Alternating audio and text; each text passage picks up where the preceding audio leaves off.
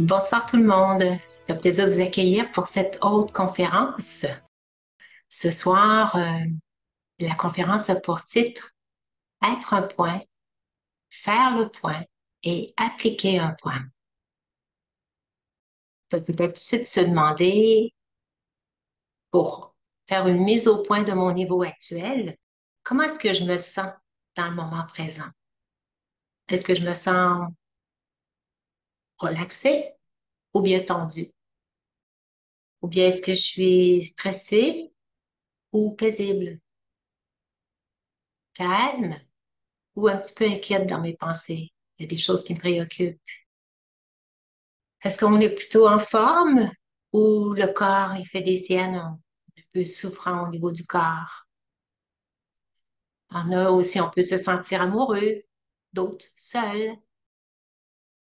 Il y en a d'autres aussi qui peuvent sentir qu'ils sont utiles avec la famille, avec leurs amis, ou d'autres tout simplement inutiles. D'autres vont être joyeux, parfois tristes. Ah, on a toutes sortes d'émotions qu'on peut vivre à l'intérieur, toutes sortes d'états d'âme. Quand on a des petits symptômes, que quelque chose qui tourne pas rond, c'est bien de s'arrêter pour faire le point. Alors, ça va être un peu le sujet de ce soir pour examiner à l'intérieur de soi si on a des choses à rectifier. Un peu comme notre voiture, quand elle va pas très bien, il y a un petit bruit, il y a des petites choses qui clochent ici et là, ben, c'est bon d'aller faire une mise au point ou une mise au point annuelle. Ça fait que souvent, des fois, en début d'année, les gens vont faire une rétrospective de leur année qui viennent de passer ou ils vont faire des projets pour la prochaine année. On peut peut-être se poser la question, est-ce que actuellement dans ma vie, est-ce que je suis fière de ce que j'ai accompli?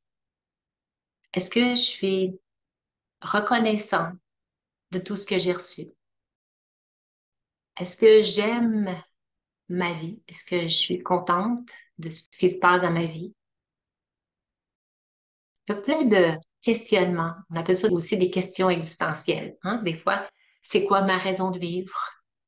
Pourquoi je suis ici? Qu'est-ce que je viens faire sur Terre? Il y a plein de questions qu'on peut se poser.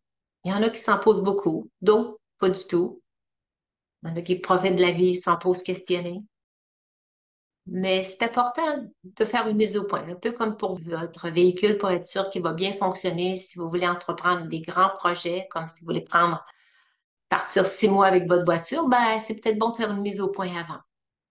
Fait que là, ça serait peut-être le moment ce soir au cours de la conférence de se positionner pour faire un petit peu cette mise au point de où est-ce que j'en suis. Est-ce que je suis vraiment heureux ou heureuse dans ma vie actuellement?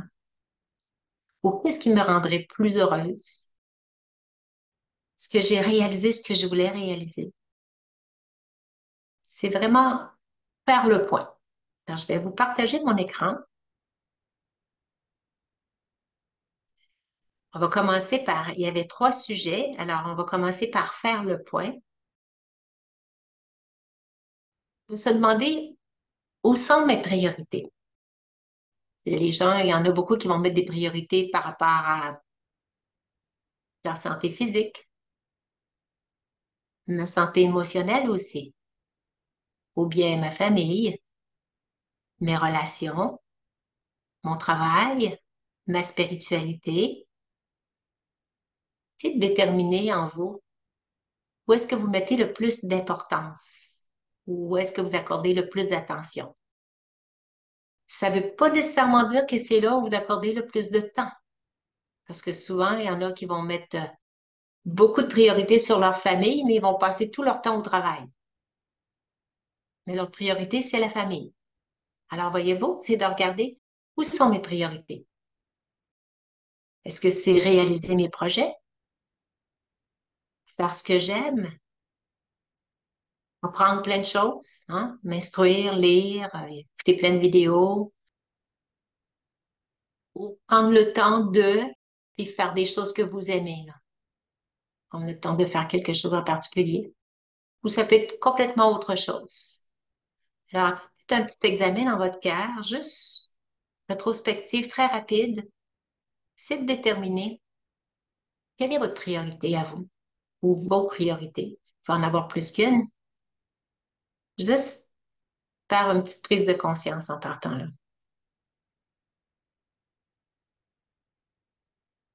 Je prends conscience de ce que je veux faire de ma vie. Parce que peut-être que dans mes priorités que j'ai déterminées, c'est pas tout à fait ce que je mets en application. C'est quoi que je veux faire de ma vie?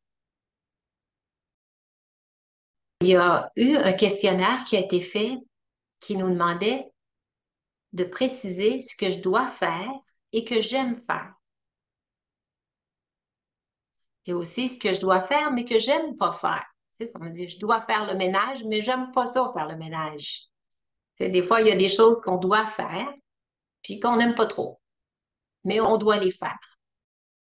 Il y a aussi des choses que je fais pas, mais que j'aimerais faire. Il y en a qui disent, ah, j'aimerais ça faire de la peinture, mais je le fais pas. Ou j'aimerais ça faire plus de sport, ou m'entraîner, prendre soin de ma santé, mais je le fais pas. Que je ne fais pas, mais que j'aimerais ça faire ça. Et aussi ce que je fais pas, que je devrais faire. C'est pas nécessairement que j'aimerais faire ça, mais je devrais le faire. Ça aussi, c'est une façon d'aller voir à l'intérieur de soi pour se poser des questions, puis ça fait faire des prises de conscience parfois, de faire cette mise au point-là.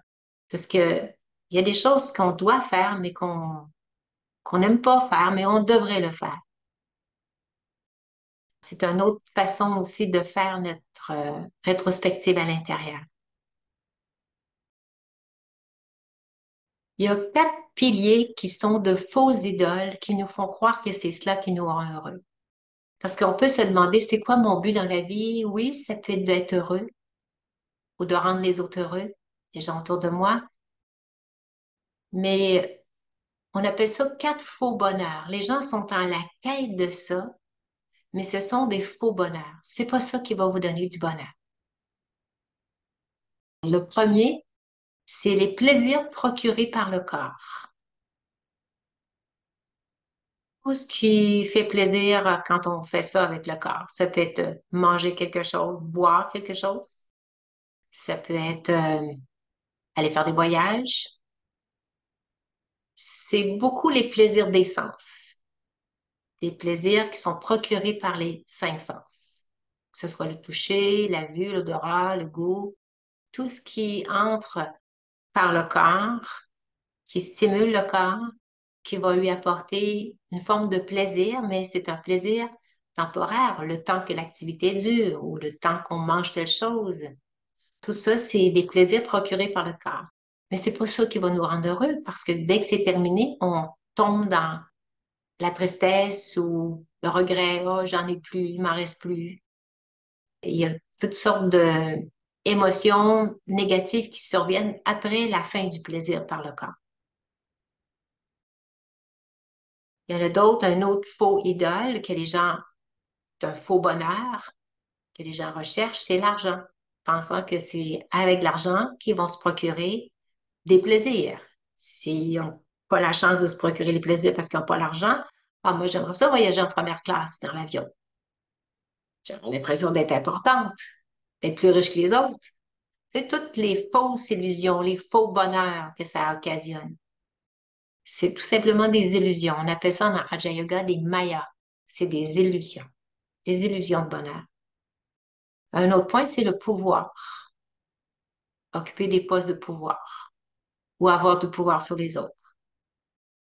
Et l'autre, c'est le prestige, la renommée, la popularité, être connu. Il y en a plein de gens maintenant sur les médias sociaux. Ils ont eu 3000 vues. Wow! Ça les rend heureux. Et le lendemain, ils postent quelque chose d'autre. Toutes des pouces par en bas. Ah, là, ils sont complètement malheureux. Parce que voyez-vous, ils mettent leur bonheur sur ce prestige-là. Avoir plein de likes. C'est complètement des up and down, continuel. Ça rend pas le cœur heureux, ça. C'est pas ça le bonheur. C'est pas ça qui fait que l'âme va se sentir bien dans sa peau puis vraiment avoir une joie de vivre.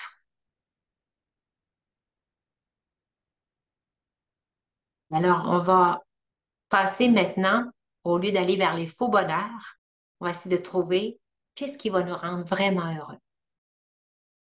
Et en Raja Yoga, c'est être le point. Ça nous donne vraiment une marche à suivre, une directive pour savoir comment trouver cette raison de vivre-là, cette mission de vie, pour pouvoir ressentir un bonheur constant et immuable. C'est être le point. Il y a des causes de notre malheur ou des causes de notre bonheur. En Raja Yoga, on fait beaucoup la distinction entre deux contrastes. Il y a être conscient du rôle, on va aussi appeler conscient du corps, parce qu'on joue des rôles avec notre corps, ou être conscient du point, qu'on appelle aussi conscient de l'âme.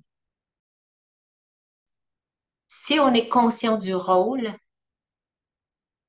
on va avoir peut-être, oui, un prestige, ça va peut-être nous donner beaucoup d'argent si on a un poste qui nous rapporte beaucoup, mais c'est être conscient du rôle. Ça va nous entraîner dans une forme de malheur à un moment donné. Tandis qu'en restant conscient du point, on maintient constamment notre bonheur, qu'importe le rôle qu'on joue. On est porté à chercher le bonheur à travers le rôle qu'on joue. Lorsque je m'identifie à mon rôle, j'en viens à croire que c'est vital pour mon bonheur et mon succès. Hein, je vois des fois des gens qui disent, ah, j'aime tellement voir mes petits-enfants. Ils s'identifient au rôle de la grand-maman ou du grand-papa. C'est un rôle qu'on joue. Une source importante de mon malheur est mon illusion sur ma propre identité. Croire que je suis le rôle. Oui, je joue un rôle, mais je ne suis pas le rôle. Comme un acteur qui va jouer dans une pièce de théâtre, il ne faut pas qu'après ça, quand il a fini sa pièce de théâtre ou qu'il a fini de faire son film, quand il arrive à la maison, qu'il continue à s'identifier à son rôle. Si il joue le rôle d'un bourreau dans la pièce de théâtre ou dans le film, puis qu'il arrive à la maison puis qu'il continue à faire le bourreau, ça ne sera pas drôle. Ou bien s'il est un président ou s'il est un prince, puis qu'il arrive chez eux, puis que là, il pense encore le président, c'est lui qui mène chez eux. Ben, ça, c'est continuer à s'identifier à son rôle. Alors, c'est important, la même chose pour nous dans notre vraie vie. On joue différents rôles, mais je ne suis pas le rôle. Je joue ce rôle. C'est des rôles que l'on joue. Et c'est des rôles en rapport avec les personnages avec qui on est en relation. Nous jouons tellement de rôles, que ce soit le rôle de la grand-mère ou du grand-père, d'un frère ou d'une sœur, hein, d'un ami, d'un collègue, d'un professeur, selon les professions qu'on joue. On peut avoir plein de rôles par rapport aux professions, puis ces rôles-là peuvent varier. Moi, je peux être professeur pendant mes 10 premières années, et après ça, devenir un coach de vie, puis après ça, devenir un entrepreneur, puis partir ma business sur Internet. Il y a plein de professions qu'on peut exercer, mais c'est des rôles qu'on joue avec le voisin, propriétaire. Je suis aussi l'enfant d'un tel. Quand je vais voir ma mère dans un endroit pour personnes âgées, ben, je suis son enfant à ce moment-là. Mais c'est un rôle que je joue. Quand je reviens à la maison, puis si je reste préoccupée par rapport à la santé de ma mère, ben là, je m'identifie à mon rôle. Je fais pas le point. Je continue de m'identifier à mon rôle. Ou des fois, il y a des gens qui me confient des choses. Je deviens la confidente. Et là, si tout ce qu'elle m'a confié me reste dans la tête, c'est que je continue à m'identifier à mon rôle. Il faut sortir du rôle.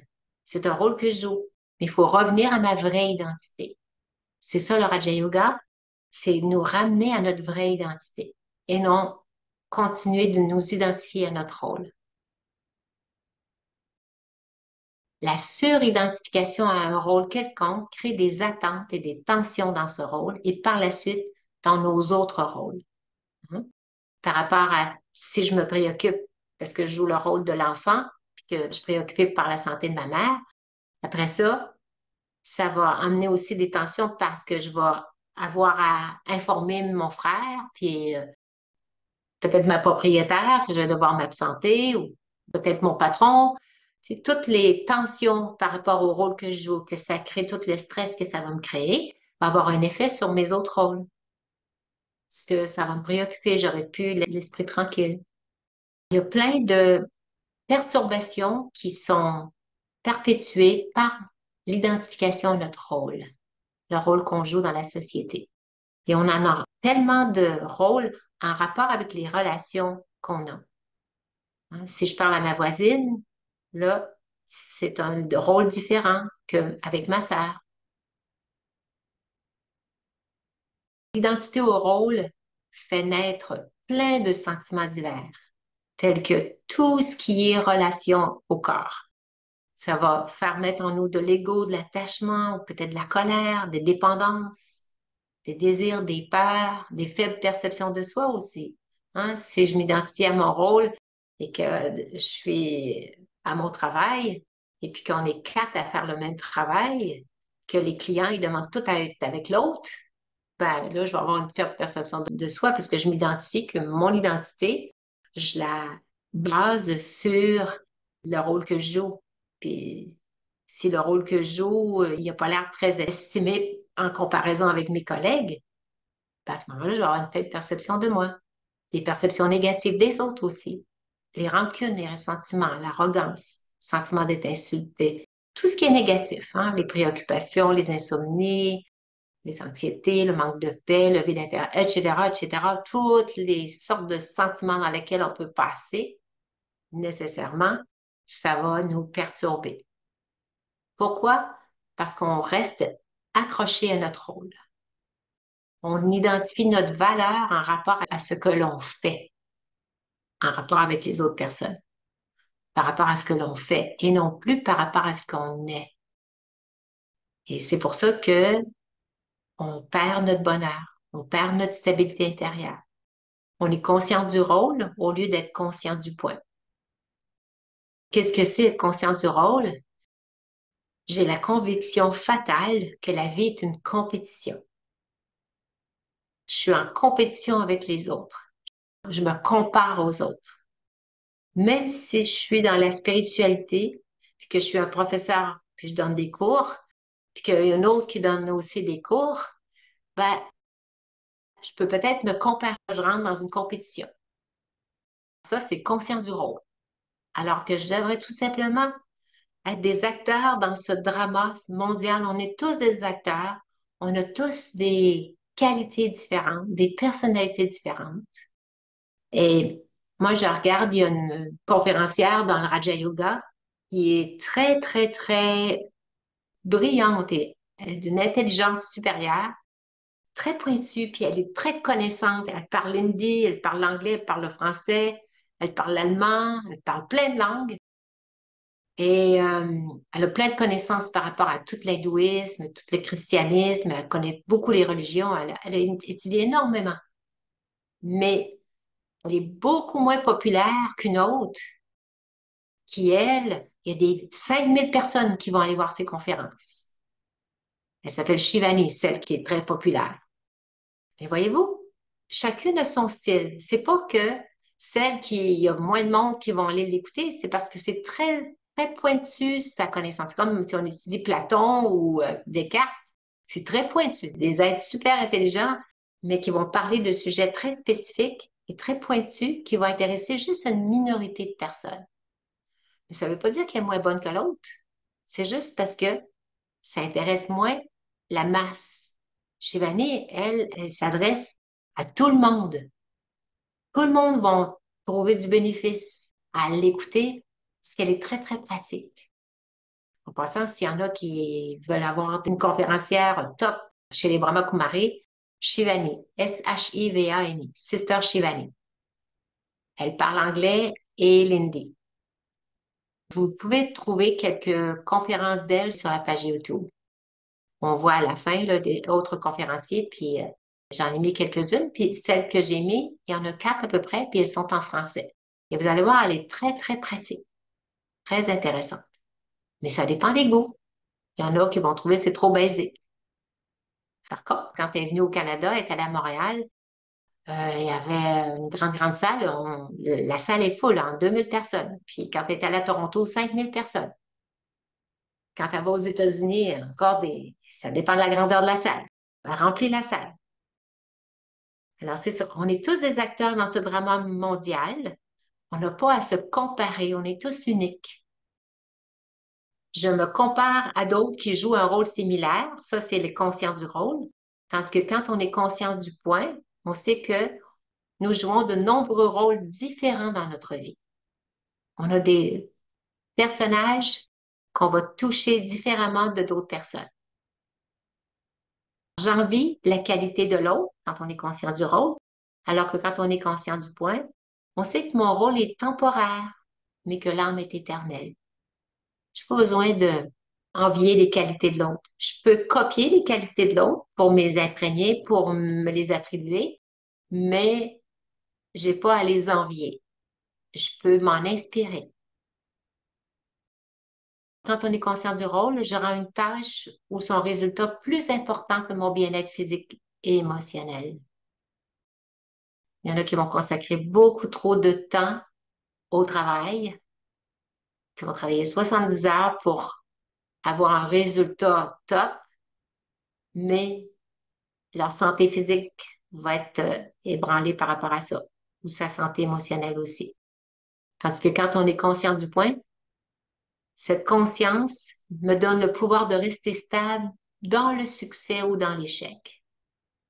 Il y en a qui sont pas capables d'envisager avoir un échec, alors ils vont travailler d'arrache-pied pour éviter l'échec, tandis que celui qui est conscient du point, conscient de l'âme, qui sait qui il est, ne base pas sa qualité et sa valeur sur la réussite ou l'échec. Il apprend de ses leçons. Il fait pas exprès d'avoir un échec, il donne le meilleur de lui-même, mais s'il y a un échec, ça devient un apprentissage de la vie. Il n'est pas blessé dans son ego pour autant. Il est au-delà de la réussite et de l'échec. Ça, c'est la conscience de l'être. Il faut rester au-delà de la réussite et de l'échec.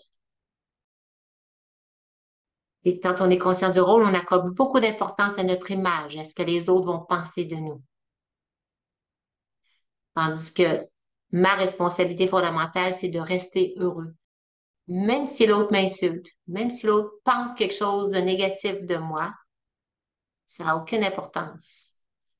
Mon but, c'est de rester heureux dans tous les rôles que je vais jouer, même si l'autre n'est pas content. Je dois rester heureux, garder ma paix. Je m'identifie au point au centre du front, dans n'importe quelle situation. Il peut y avoir du stress, hein? Ça dépend de la pression qui vient de l'extérieur. Il y a 10% seulement de la pression qui nous vient de l'extérieur. Mais tout le reste, le 90% dépend de mon positionnement intérieur dans ma conscience. Comment je dirige mes pensées? Tout le stress me vient de moi-même.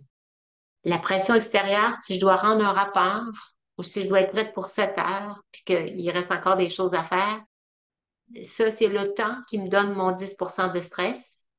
Mais il y en a 90%, c'est il faut que je sois prête, il faut que bien que je paraisse, il faut que les autres soient satisfaits. C'est toute la pression qu'on se met. Ça, c'est 90% moi-même par mes propres pensées. Je peux très bien rester calme. La situation extérieure n'a pas un si grand effet sur nous. C'est nous qui mettons la pression sur nos émotions, sur le soi. On se doit de maintenir notre paix intérieure, rester stable. Si je me positionne en observateur à partir du point ici au centre du front, je retrouve ma stabilité puis ma paix intérieure, ma source de bonheur. C'est de se repositionner à l'intérieur, se recalmer. Dès qu'on sent une forme de tension à l'intérieur, on peut choisir de se calmer. C'est juste d'en prendre conscience. Choisir, c'est quoi mon but? Devenir calme? OK. Je me positionne, je reviens ici à l'intérieur et ensuite, on sent que ça devient de plus en plus calme. Conscient du rôle, ça signifie que nous sommes dans l'ego, d'être un époux, un parent, un senior, un junior. Nous jouons chaque scène en fonction de notre rôle. On est beaucoup, beaucoup, beaucoup porté à s'identifier à notre rôle. Puis des fois, on n'est pas content de nous. On n'a pas fait la bonne chose. Ça, c'est conscient du rôle. Quand on est conscient de l'âme, ça signifie qu'on joue notre rôle avec notre personnalité originelle de l'acteur, avec douceur, avec bonheur, avec paix, avec patience, avec respect, bienveillance, honnêteté. C'est comme ça que je m'occupe de jouer mon rôle avec toutes mes qualités, avec calme, avec vraiment plein de douceur dans la voix. Juste le fait de rester dans cette conscience, ça fait la différence. Alors que dans l'autre façon, on se met de la pression sur soi. C'est où est-ce que je veux mettre la balance? Du côté du rôle ou du côté de l'être? Quand on est conscient du rôle, on considère que le corps, c'est à moi et je vis avec la conscience que ce corps, c'est je. Alors que moi, mon corps, c'est mon véhicule. J'en prends soin pour le garder en santé. Oui, c'est correct. Mais je suis pas le corps. C'est mon véhicule. L'âme utilise le corps. Il me sert pour communiquer avec le monde extérieur à travers les 5 organes des sens. Il me sert pour me déplacer, pour aller du point A au point B. Ah, il est très utile. C'est mon véhicule. J'en prends soin en le nourrissant bien, en lui donnant du repos. Mais quand on est conscient du corps, qu'on s'identifie que je suis le corps, on va rechercher la beauté et la perfection dans le corps. On va vouloir corriger les défauts du corps, aller voir les chirurgiens esthétiques, plein de choses. Parce que pourquoi? J'accorde toute ma personnalité sur ma conscience que je suis le corps. Alors que je ne suis pas le corps, c'est une illusion. Et on sera toujours insatisfait. Il sera jamais aussi beau, aussi parfait que la super vedette du monde entier. Et j'aurai toujours quelqu'un que je vais trouver mieux que moi parce que je me compare aux autres avec la conscience que je suis le corps. Alors, je suis préoccupée beaucoup par mon apparence physique à ce moment-là. Conscience du corps, ça m'amène parfois à me comparer aux autres et je me sens inférieure, je me sens pas aussi beau, aussi attrayant, aussi charismatique, hein? Toutes ces imperfections-là qu'on se trouve, on se sent rejeté, abandonné, mis de côté. Quand on est conscient du point, c'est j'aime la beauté et la perfection de mes efforts qui sont mis pour la beauté de l'âme. Je mets mes efforts plus dans les beautés de l'âme, la bonté du cœur. Je reconnais mes spécialités et mes qualités intérieures. Et tout ça, c'est des choses qui peuvent s'améliorer. C'est malléable, ça progresse. Le corps, on peut pas le changer. On peut l'améliorer un peu, là. On peut essayer de le maquiller, mieux le coiffer, on peut l'arranger un peu, bien l'habiller, tout ça. Mais ça va rester dans sa limite. Tandis que la beauté de l'âme, on peut l'amener jusqu'à sa pureté totale. On peut l'amener jusqu'à sa beauté complète, emplie de toutes les qualités. Vraiment attrayante, vraiment captivante, vraiment calme, emplie de douceur et de respect pour les autres. Tout ça, c'est s'attribuer l'identité que je suis l'être à l'intérieur. Je suis le point et non pas je suis ce que je fais et je suis ce que ce corps a l'air, hein, l'apparence de mon corps. Fait que si je m'identifie à mon corps, je vais être portée à me comparer et nécessairement à me diminuer parce qu'il y en aura toujours des mieux que moi, par rapport au corps. Conscient du rôle, c'est lorsque le corps est malade, on pense je suis, on va dire je suis malade. Tandis que quand on est conscient du point, moi, l'âme, je ne suis pas malade. C'est mon véhicule qui va pas bien. C'est comme quelqu'un, son auto va pas bien. C'est pas le conducteur qui a une roue qui va de travers. C'est le véhicule. C'est le véhicule qui claque, qui fait du bruit. Mais là, non, mais le conducteur, pas lui qui fait du bruit, c'est le véhicule. Alors, jamais s'identifier à la matière. Croire que nous sommes ce corps nous fait vivre dans la peur de la mort, parce qu'on sait que le corps est périssable. C'est de la matière, c'est périssable. Parce que moi, l'âme, je meurs jamais. C'est le corps qui est périssable. L'âme, elle est éternelle et elle est impérissable.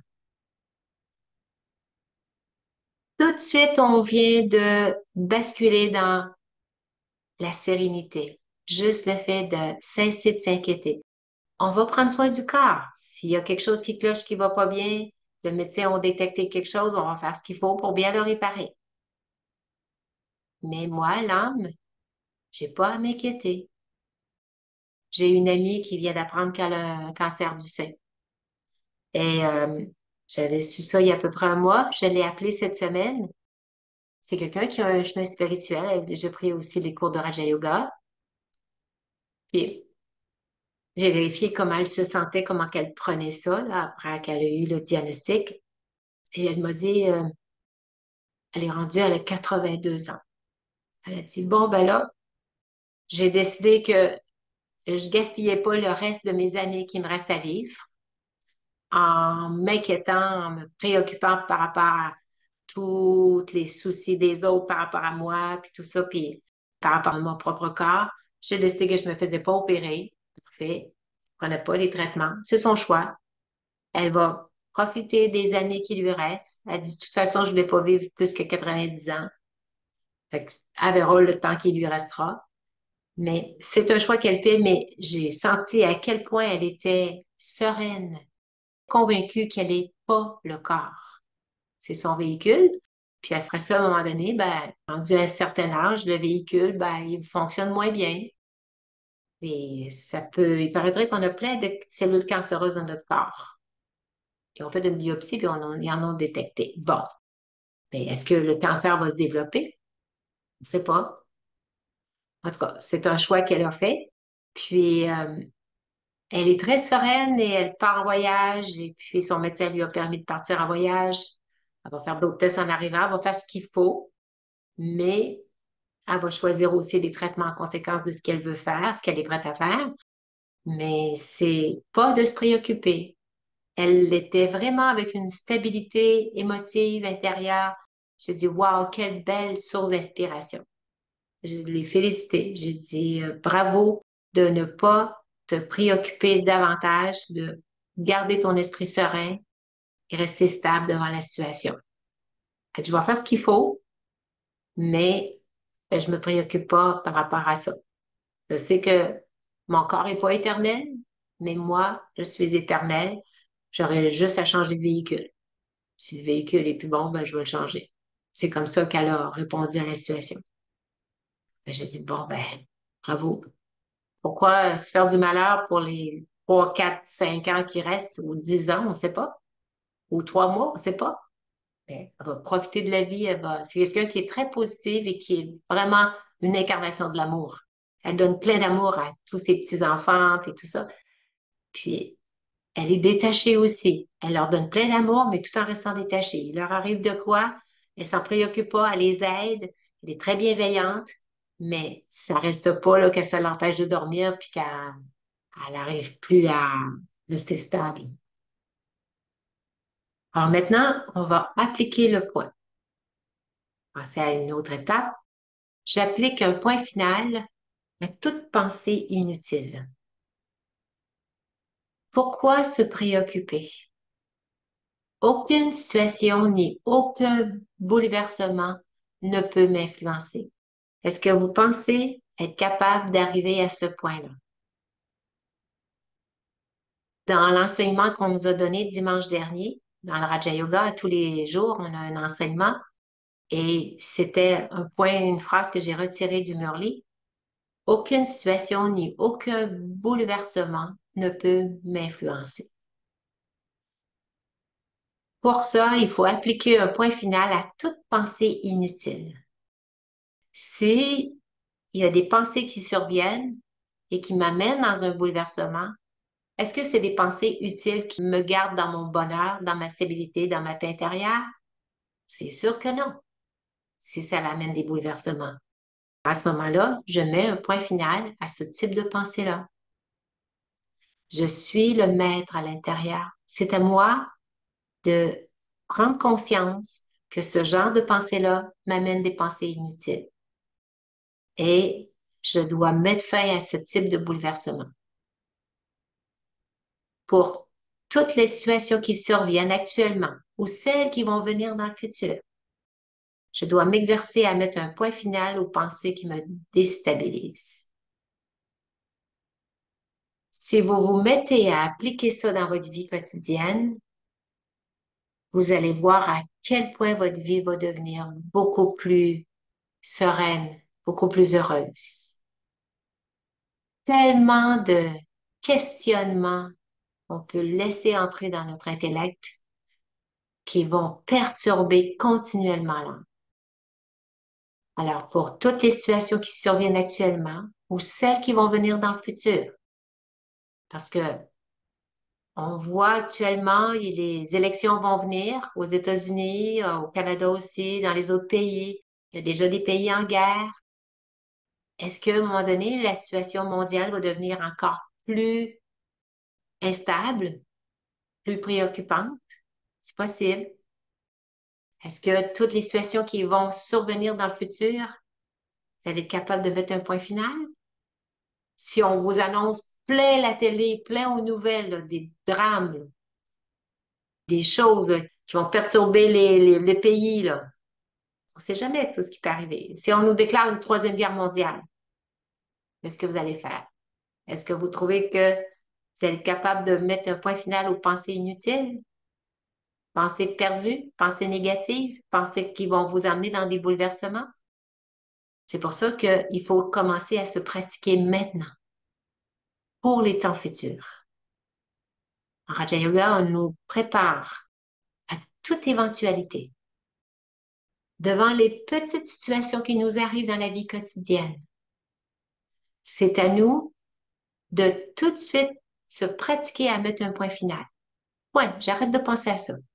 Il arrive quelque chose à ma fille? Parfait.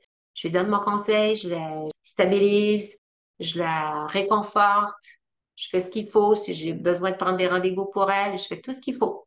Mais après ça, je retrouve ma paix de l'esprit. Je ne perds pas mon niveau. Je cesse toute forme de questions telles que va-t-il se passer? Qu'est-ce qui va m'arriver? Pourquoi est-ce que cela arrive?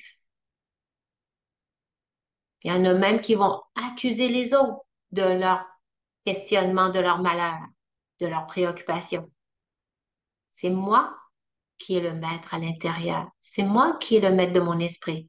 C'est pas les autres qui créent mes pensées. C'est moi qui est le créateur de mes pensées. Je reprends ma responsabilité, je reprends mon pouvoir, je reprends mon rôle. Mon rôle, c'est de rester stable devant toute situation, tout bouleversement extérieur. J'applique un point final à toutes les pensées inutiles. Et en Raja Yoga, on nous dit de mettre fin aux questions. C'est les questions qui entraînent des pensées négatives. Quand on se préoccupe, que va-t-il se passer? La réponse, c'est une pensée négative parce qu'il y a un questionnement. Le questionnement crée un stress. Et le stress nous fait chuter dans les vibrations basses. Et les vibrations basses, c'est la peur, la culpabilité, la honte, le découragement, le manque de confiance en soi, de ne pas se sentir capable, de ne pas se sentir à la hauteur, de ne pas se sentir avoir assez de pouvoir pour passer à travers la situation. Dès qu'on se pose des questions, on nous dit cessez les questions. Les questions, là, c'est un gros point d'interrogation. C'est compliqué à faire, hein, écrire un point d'interrogation. Hein, on nous dit mettez un point. Un point, c'est facile. Fini. C'est bien plus facile à écrire un point qu'un point d'interrogation. Hein. Un point d'interrogation, c'est tout tordu. Alors, il s'agit de mettre un point final. Point. Et se dire dans ma tête, je cesse de me préoccuper de ça. J'arrête de poser des questions. Parce que ça commence par des questions. Faut pas lui donner racine. Hein, faut pas semer cette graine-là de poser des questions, parce qu'après ça, on tombe dans le stress, dans les préoccupations. Je reste inébranlable et immuable. Ça bouge pas de là, en restant observateur détaché de la situation. On se dit, j'observe la situation, je la vois, c'est pas que je la nie, c'est pas que je fais l'autruche puis que je la regarde pas puis que je nie ça, c'est pas là. Non, je reste détaché. J'observe. Je suis un observateur. Je me mets pas dans la situation. Je me retire. Même si ça me concerne, même si ça concerne ma famille. Ça, c'est mon rôle que je joue par rapport à ma famille. Je suis la sœur, je suis la mère, je suis l'enfant. Ça, c'est des rôles qu'on doit jouer. Je m'identifie pas au rôle. Je m'identifie à l'être à l'intérieur, le point. Et l'âme, elle est éternelle. Et je suis ici temporaire. Je suis ici de passage. Les autres aussi sont de passage. Je suis pas ici éternellement, moi, là. Je vais partir un jour. Les autres aussi vont partir un jour. Alors, je reste observateur détaché de la situation. J'applique un point final à toute pensée inutile et je décide, je m'engage à faire tout ce qui est en mon pouvoir pour éveiller ma conscience. Éveiller ma conscience. Et là, je vais vous amener à éveiller votre conscience. On va faire un petit exercice. Je vais vous demander de vous retirer à l'intérieur de vous en examinant au centre du front quelle sera votre prochaine pensée. Faites juste, placez-vous en observateur pour observer quelle sera votre prochaine pensée. Peut-être fermez les yeux pour bien vous concentrer. Quelle sera ma prochaine pensée? Faites juste observer qu'est-ce qui va se présenter sur l'écran de votre esprit.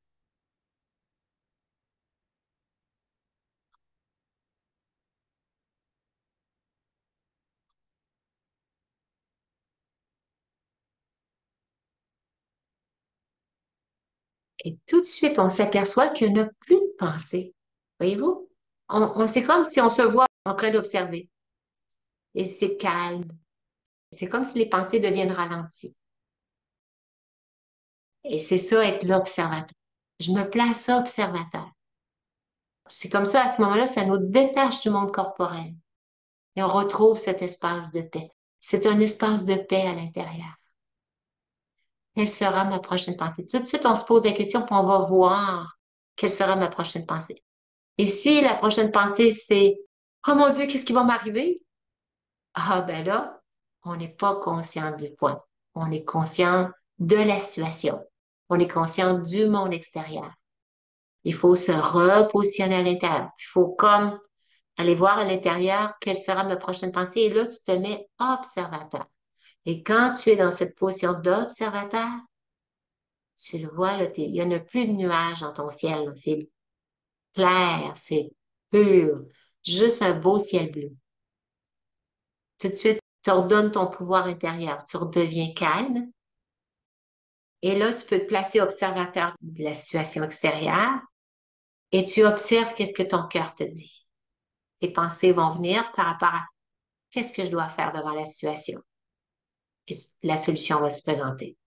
C'est ça qui va t'amener à prendre les bonnes décisions. Est-ce que je dois sortir dehors? Est-ce que je dois sortir de la ville? Est-ce que je dois m'en aller chez moi? Qu'est-ce que je dois faire? Ça va te le dire. Ton cœur va te parler. Tu vas savoir la bonne chose à faire. Est-ce que je dois rester ici? Ton instinct, ton intellect divin va te donner la réponse. Je me dis, oh mon Dieu, qu'est-ce qui va m'arriver? Pourquoi ça arrive? Qu'est-ce qui va arriver à ma fille? C'est toutes les questions, puis là, ça déboule, puis la pensée va très, très vite, puis là, on perd notre niveau, puis on n'est plus capable de bien décider. Alors, je m'engage à faire tout ce qui est dans mon pouvoir pour éveiller ma conscience. Et ça, c'est juste prendre le temps de dire, j'éveille ma conscience, je vais voir à l'intérieur, je vais retrouver ma paix. Je me retourne, je me reconnecte avec moi, l'être, et non pas mon rôle, ce que je fais par rapport à tout ce qui se passe, et non pas mon rôle. Je me restabilise dans mon monde intérieur. en te questionnant, en allant voir quelle sera ma prochaine pensée. Et dès que tout est calme, que tu t'aperçois que, tiens, tu t'es placé en observateur, dès que tu es dans cette position-là d'observateur, tu vois que tout est calme, et là, la pensée, la solution va se présenter à ton esprit. Et cette solution-là, considérez que ça peut être une inspiration divine. Ça peut être une inspiration qui te vient d'un être de lumière, de l'âme suprême, de ton ange gardien, peu importe. La Vierge Marie, du Christ, demandez celui à qui vous voulez de vous inspirer, celui en qui vous avez confiance, ou celle en qui vous avez confiance, et puis vous allez être guidé par cette source d'énergie pure, parce que vous êtes dans une conscience pure de l'être que vous êtes. Vous ne captez pas d'autres mauvaises énergies, vous êtes dans la conscience. Mais nous, en Raja Yoga, on va au boss des boss, qui est l'âme suprême. Au-dessus de tous les autres fondateurs de religion, on s'adresse directement au big boss qu'on appelle, à l'âme la plus pure et la plus élevée qui soit, qui n'a jamais pris de forme humaine, qui ne s'est jamais identifié à un corps, s'est jamais pris pour un être humain, qui n'a pas de forme humaine, qui est la source d'énergie pure, qui est l'âme. Comme moi, je suis une âme, une source d'énergie pure. Alors, c'est d'éveiller ma conscience. Fait que donnez-vous la responsabilité d'éveiller votre conscience. Et on s'imprègne des pensées suivantes. Je suis ce point de lumière, cette énergie pure qui observe le monde extérieur. Je me détache de mon extérieur comme ça. Je suis cette énergie à l'intérieur et j'observe le monde extérieur à travers les fenêtres de l'âme, à travers mes yeux. J'observe. Mais qui je suis consciente d'être l'être à l'intérieur. Ça va? S'il y en a qui ont des questions en route, n'hésitez pas à ouvrir votre micro et poser des questions, hein. Oui? J'aimerais dire que c'est une démarche que je fais déjà. OK. Euh, c'est enrichissant de t'écouter ce soir, Nicole, parce que ça précise les choses, ça m'aide à appliquer cette démarche-là. Ce que je veux dire, c'est que des fois, c'est difficile, ça demande vraiment un gros effort, parce qu'il y a des émotions qui accompagnent ces Ouais. pensées-là. Par exemple, si quelqu'un me blesse durant la journée, je vais avoir de la difficulté à prendre la position de l'observateur parce que j'ai des émotions de colère qui vont m'habiter. Ce que je veux juste dire, c'est que c'est pas une démarche facile à faire. Ouais. Et plus les émotions sont intenses, plus les émotions qui accompagnent cette pensée-là sont intenses, plus c'est difficile, plus ça demande un effort. Mhm. C'était juste ça que je voulais. Oui, c'est beau. Ben, merci beaucoup de ce témoignage-là. Et quand tu dis que quelqu'un me blesse, tu veux dire par rapport comme une insulte? Oui, exactement. Dans le Comme une cours de la vie, insulte. dans la vie courante, là, si quelqu'un, si je suis en train de marcher sur le trottoir au printemps, que quelqu'un passe avec son auto, puis m'éclabousse, puis m'envoie de l'eau sale, là, c'est pas un exemple, là. Je vais être Oui, en colère contre cette personne-là qui n'a pas fait attention. oui. Un OK. exemple comme ça, par exemple. Oui, Je vais avoir une pensée, mais qui s'accompagne d'émotions fortes aussi. Qui peuvent être oui, des émotions de ressentiment aussi, par exemple. Un souvenir qui va éveiller des pensées, là, qui va activer le mental par rapport à du passé, à des choses qui sont passées dans le passé. À partir du moment où ces pensées-là s'accompagnent d'émotions, plus l'émotion est forte pour moi, plus c'est difficile d'appliquer cette démarche-là. oui.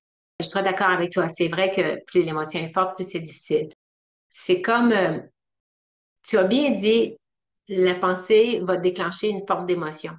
Mais l'émotion, au tout début, quand elle arrive, elle est comme à son début. C'est comme un feu. Quand il est tout petit, une petite allumette, c'est facile d'éteindre le feu. Parce que c'est petit. Mais quand à un moment donné, c'est rendu un gros, gros feu ou toute la maison, là, c'est sûr qu'on c'est bien dur à éteindre, hein? Fait que, il s'agit d'être alerte dès le début de la première pensée. Parce que la pensée va créer l'émotion. Et comme tu me dis, si l'émotion est forte, oui, mais elle est devenue forte parce que j'ai entretenu ce type de pensée-là. Même si c'est pas aujourd'hui, je me suis identifiée et ça, c'est très blessant pour moi, ce genre de paroles-là ou ce genre d'insultes-là ou ce genre de pensée-là va créer beaucoup d'émotions chez moi. Et là, à ce moment-là, pourquoi? Parce que je me suis identifiée. J'entends des gens, des fois, il y en a qui s'identifient à la blessure de l'abandon. Il y a quelqu'un là, qui est particulier que je connais là, qui s'identifie beaucoup à ça. Et nécessairement, dès qu'il va revivre une situation où il n'est pas invité ou des choses comme ça, ou rejeté, là, des fois l'abandon, c'est proche du rejet, tout de suite, il se sent blessé, l'émotion est comme ravivée à chaque fois. Pourquoi? Parce qu'on s'est identifié à ça. On s'est identifié à cette forme de perception que les autres nous donnent ou nous ont donné dans le passé. Et après ça, on s'est senti insulté parce que notre perception que l'autre a de nous a touché notre fort intérieur de l'être, qui est conscient du corps, qu'on appelle en Raja Yoga l'ego. Et comme cet ego-là nous a préservés de beaucoup de peine, parce que si on n'avait pas eu d'ego, quand on est devenu conscient du corps, on n'aurait pas été capable de passer à travers les épreuves, on aurait été dépressif puis défaitiste. C'est pas supportable. L'ego nous aidait à retourner l'insulte ou à se foutre de l'autre. Tu sais, ça nous a préservés d'une certaine façon pendant un grand bout de temps, mais ça ne nous a pas empêchés d'être malheureux pareil. L'ego nous a sauvés de bien des peines, mais c'est une illusion. Ce qu'il faut, c'est cesser de s'identifier à ces choses-là que nos pensées ramènent puis qui créent des émotions. Il faut cesser de s'identifier à l'âme qui est blessée par l'abandon, le rejet. Je ne dis pas que c'est ton cas, mais j'ai vu des gens qui s'identifiaient à des choses qui leur causaient beaucoup de peine parce qu'on s'identifie à ça. Bon, tu as donné l'exemple de lui qui m'éclabousse. Oui, c'est sûr que c'est désagréable. Ça va m'obliger après ça à tout me changer, puis laver ça, bon, tout ça. Et je peux m'imaginer, il aurait pu faire attention, d'accord. Mais est-ce qu'il a fait exprès? Peut-être pas. Je penserais pas qu'il y a des âmes assez méchantes, mais il était peut-être bien pressé, puis il n'est pas regardé, puis il y avait un flaque d'eau, puis il passait juste à côté de moi, puis c'est moi qui ai arrosé. Pourquoi ça m'arrive à moi au moment où l'auto a passé? Ah, ça, peut-être se questionner. Pourquoi ça m'arrive? Pas tout le monde qui se fait arroser sur la rue, mais ça m'est arrivé. Alors, quand ça m'arrive, comment je réagis? Est-ce que je passe le test? Est-ce que je reste stable? C'est qu'est-ce qui est plus important pour moi? Perdre ma stabilité ou retrouver ma paix intérieure puis me détacher de cette situation? C'est de mettre où sont nos priorités. Garder ma paix et me détacher de la situation ou me laisser perturber? Je suis le maître. Je suis celui qui a le contrôle. Les situations extérieures, ils vont toujours se présenter. C'est à moi de m'habiliter à me détacher de toute forme de situation. J'échappe quelque chose, je passe un verre, je tombe, je me cogne, je me détache de la situation. Je peux m'en vouloir, tomber malhabile, mais c'est un verre. Pourquoi se déprécier? Pourquoi se qualifier de toutes sortes de noms, tout ça? Tout est relatif. On est ici de passage. C'est des choses qui arrivent. C'est ce qui devait arriver.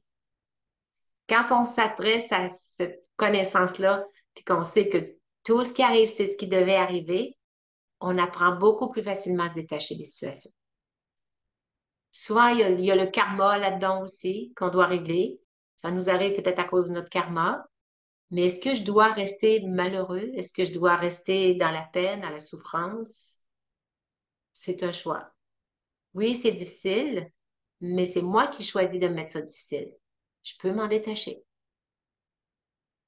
Je peux me sentir blessée beaucoup par une remarque de quelqu'un, mais je peux m'en détacher aussi. C'est un choix que je peux faire. Fait que plus on va apprendre à se détacher, plus on va devenir habile, plus on va être capable après ça, quand il va arriver des situations encore plus grandes, un plus grand feu, on va être encore plus en mesure de l'éteindre. On va se sentir puissant, on va se sentir capable. Oui, Ça demande la volonté, pareil, pour mettre un point final. tout à fait. Oui. Ça demande la volonté. Et cette volonté-là, ça appartient à l'intellect. L'intellect a le pouvoir de la volonté.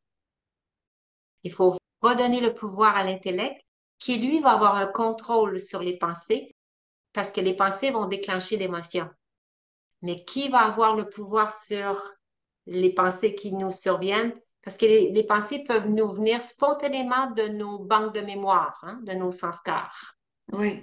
Comme les pensées émergent, je pense à quelque chose qui m'a dit dans le passé, puis ça éveille ma colère. Ben, mes pensées sont allées vers cet événement-là, ils vont survenir. Mais dès que je vois que ça éveille une forme de colère en moi, je peux choisir de la nourrir ou de l'éliminer. Et ça, c'est grâce au pouvoir de mon intellect. Ça prend de la volonté. Il faut que j'applique la volonté. C'est de la Oui. motivation. Et cette motivation-là, c'est qu'est-ce qui va me motiver à l'appliquer, cette volonté-là? C'est retrouver mon bonheur, retrouver ma paix. Ça, si c'est ma priorité, mon cheminement spirituel, développer les vertus, mais retrouver ma paix, retrouver ma stabilité, si c'est ça qui me motive très fortement, qui est ma priorité dans ma vie, je vais me faire à cette pensée-là assez rapidement. Au lieu de rester là à y penser à nouveau, à ce moment-là, on la nourrit, on la nourrit, on l'alimente et elle devient encore plus grosse. Ça devient des habitudes. On n'est plus capable après ça de les enlever, ces habitudes-là. Et puis Oui. les habitudes, ça se corrige pas du jour au lendemain. Au niveau des pensées, ça se corrige pas du jour au lendemain. C'est malléable. Vous voyez, moi, je ne sais pas si vous avez déjà fait l'expérience. On a reçu des petites poubelles dans lesquelles mettre nos denrées alimentaires, là.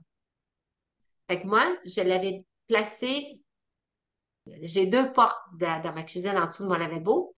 Une porte, c'est la poubelle régulière, puis l'autre porte à côté, qui ouvre en ballant comme ça, c'est la poubelle que j'ai mis là pour les aliments.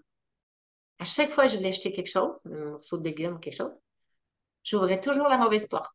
J'étais habituée, j'avais juste une poubelle avant. C'était celle-là qui était la poubelle à tout, qui ramassait tout. Et ça m'a pris plus qu'un mois avant d'arrêter de me tromper. Spontanément, j'allais tout le temps vers la mauvaise poubelle. Parce que des fois, je m'en servais aussi si j'ai à faire acheter du papier ou quelque chose, qui est du plastique, un sac ou quelque chose, ça allait dans ça. Fait que j'utilise les deux, mais à chaque fois, je devais reprendre ce que j'avais mis dans la mauvaise poubelle pour le remettre dans la bonne poubelle. Tu sais, je recorrigeais mon erreur à chaque fois. Il faut se recorriger. On a une mauvaise pensée qui est survenue de mon esprit. Il faut que je la corrige, il faut que je la remplace. Je suis un point de lumière, une énergie pure et j'observe le monde extérieur. Je me détache de cette situation. Il faut recorriger la pensée tout de suite. Je vois ça aussi comme si on avait des tests de temps en temps à passer. Oui, oui, c'est Une bien de le voir étape. comme un test puisque je Oui, réussis mon test. Peut-être oui. que ça m'a pris 5 minutes pour le passer, mais au moins, ça m'a pas pris toute la journée. Si C'est avant ça. ça, je restais dans la frustration, dans le malheur ou dans la peine pendant 1 heure ou pendant une semaine ou pendant... Il y en a des fois, on pourrait rester des années sans parler à leurs parents ou à leurs enfants ou à leurs frères et sœurs. Ils vont garder rancune pendant des années. Alors que là, je choisis, je veux retrouver ma paix, je veux retrouver mon bonheur, ma stabilité. Ça prend de la volonté, effectivement. En Raja Yoga, on appelle ça le courage. Le courage de faire un pas vers la bonne direction. Surtout quand l'émotion est grande. Quand Tout à fait. l'émotion qui accompagne tout ça est forte. Oui. Puis, et surtout quand l'émotion est forte, il faut la corriger tout de suite avant qu'elle s'incruste, avant qu'elle baisse notre niveau. Parce que dès qu'on a eu la pensée, tout de suite, notre niveau va commencer à baisser. Il faut juste éveiller notre conscience pour voir que, hop, là, il y a une émotion qui vient d'arriver. Et cette émotion-là est due à la pensée. Et comment je peux corriger la pensée? Grâce au pouvoir de mon intellect, qui, lui, a le pouvoir de la volonté. C'est beau? Oui. Alors, je m'identifie et là, je vais vous donner plein de choix de à quoi s'identifier. Ça peut être une vertu. Je suis amour, je suis bienveillance, je suis paix, je suis respect. Au lieu d'avoir des mauvaises pensées envers les autres, j'envoie des bons souhaits. Je fais naître en moi ce sentiment, puis on nomme le sentiment qu'on veut. Ce sentiment de paix ou d'amour. Je me considère ou je fais croître en moi, je ralentis mes pensées, je goûte à ce moment de calme dans mon esprit. C'est créer, que votre intellect se mette à créer des nouvelles pensées. Voyez ce qui va sortir spontanément. Reprenez le contrôle de votre intellect et voyez qu'est-ce que votre esprit vous inspire. Et là, je vais vous montrer plein de vertus, puis voyez laquelle qui vous attire.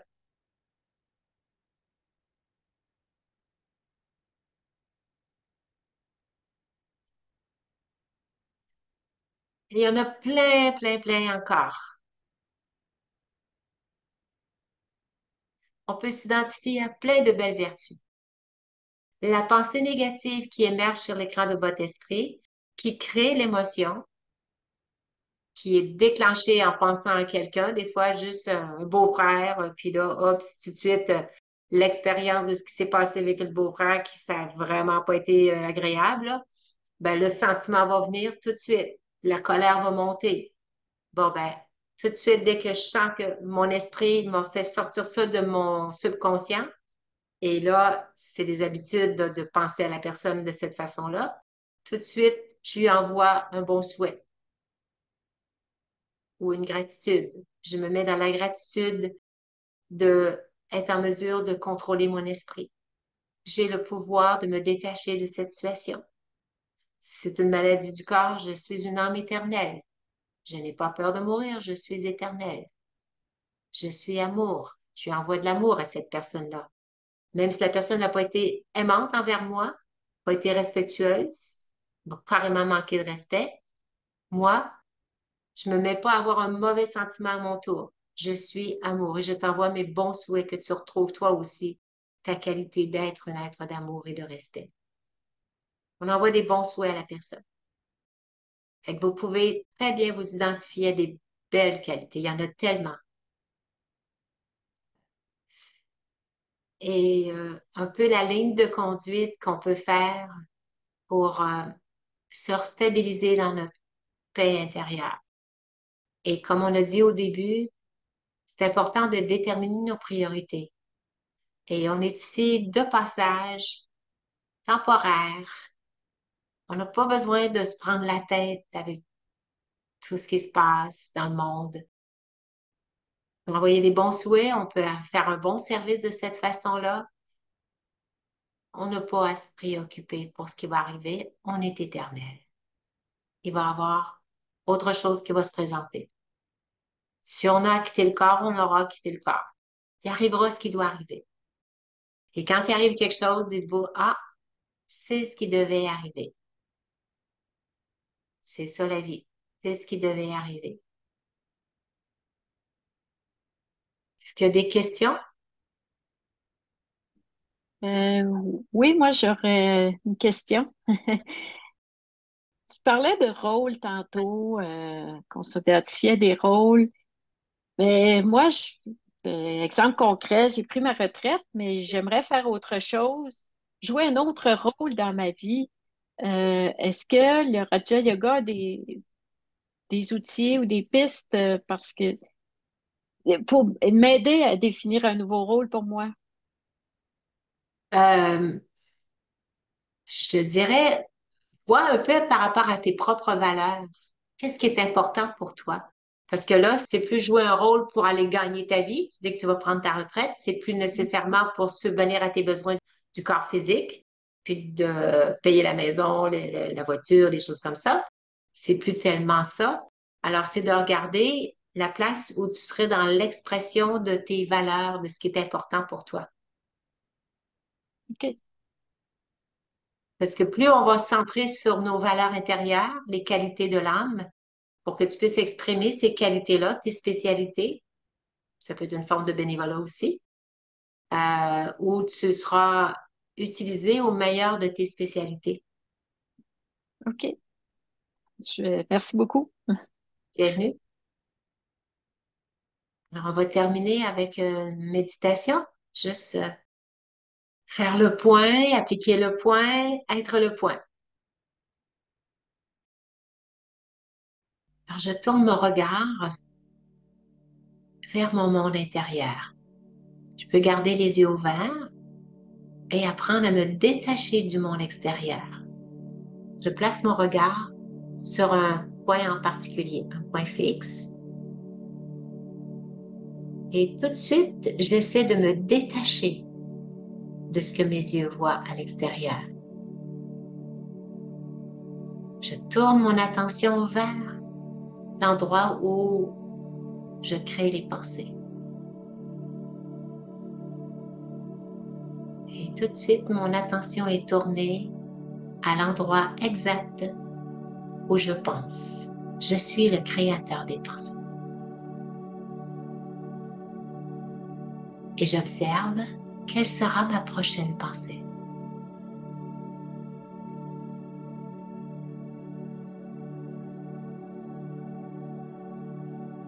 Je peux même devenir conscient ou consciente de la vibration, de l'énergie qui est juste là, présente.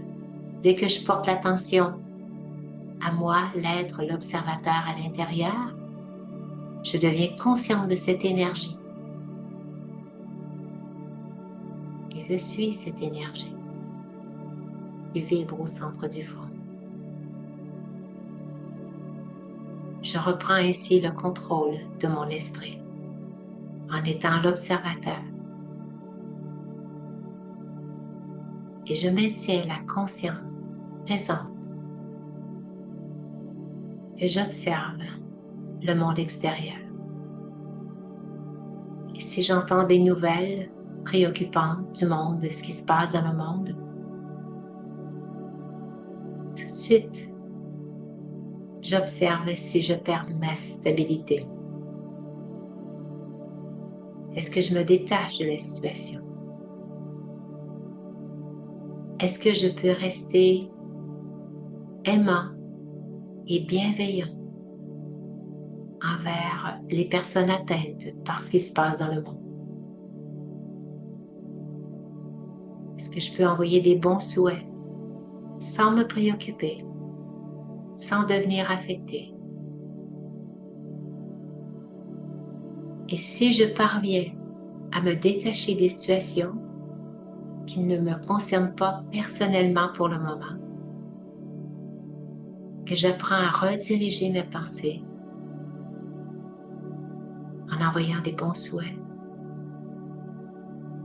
j'apprends ainsi à contrôler mon esprit, à le rediriger vers des pensées bénéfiques. J'envoie des bons souhaits de paix, de courage, d'espoir à toutes ces âmes qui souffrent.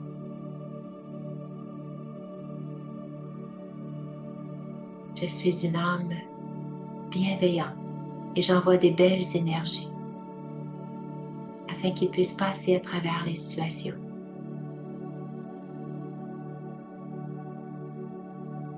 Et dès que les situations me concernent personnellement,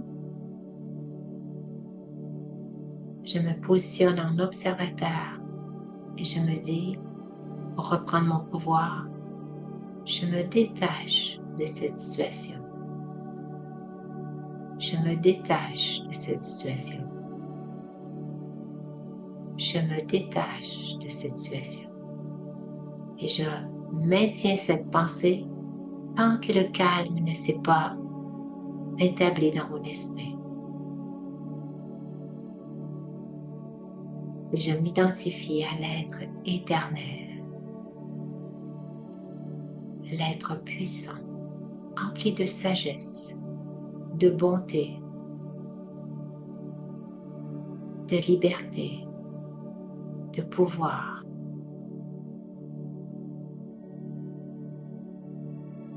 Je suis une âme bienveillante envers le soi. Toute forme d'émotion trop intense perturbe mon esprit et mon cœur. Et j'éveille ma conscience pour reprendre le contrôle de mon esprit. Parce que je suis le maître à l'intérieur. Mon esprit est habité par des pensées qui me viennent de mes vieilles habitudes, me viennent du passé, qui me viennent de mon subconscient. Et l'esprit a pour rôle de continuer à me fournir des pensées. Et moi, l'être rempli de sagesse, je nettoie, j'élimine toutes les pensées perturbantes et je les remplace par des pensées bienveillantes. Je suis une âme puissante et bienveillante. Je suis une âme puissante et bienveillante. C'est ce que je suis réellement. Un point de lumière, un point d'énergie.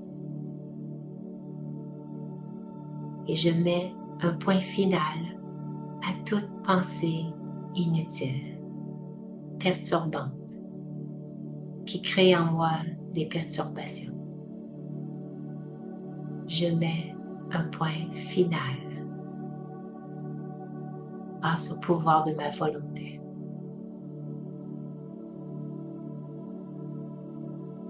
Om Shanti. Alors voilà,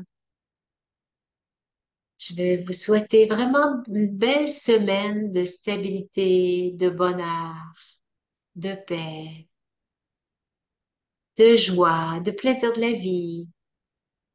Alors voyez où est-ce que vous voulez mettre vos priorités. Être heureux ou être malheureux? Le choix est facile. Il s'agit d'éveiller la conscience. Merci, Nicole. Bienvenue, portez-vous bien. Om Ouais. Shanti. Bonsoir à tout le monde. Merci, bonsoir. Au revoir.